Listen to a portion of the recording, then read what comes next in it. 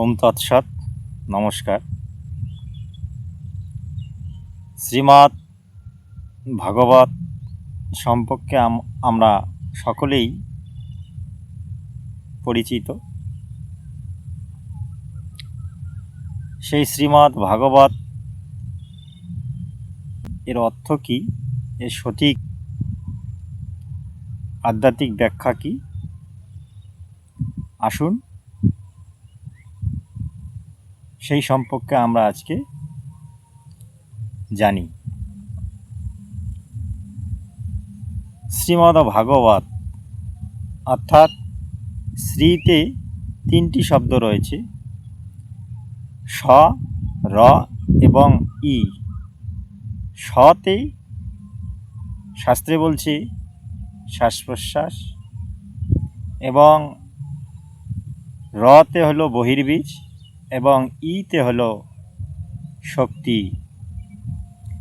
তাই শ্রী। এবং ভাগবত, ভাগবত 4টি শব্দের সমন্বয়ে গঠিত।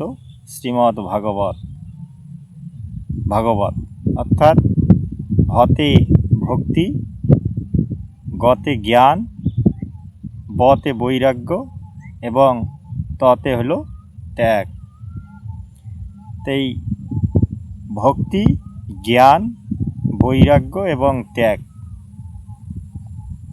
এই 4টি নিয়েই হলো ভাগবত। তাই শ্রীমদ্ ভাগবত পঠন পাঠন এবং শ্রবণে আমাদের মনকে স্থির করতে হয়।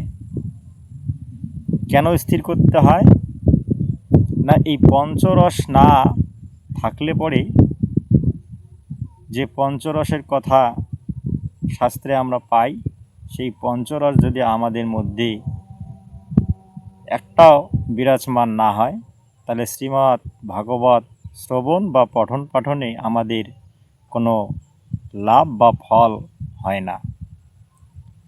তাই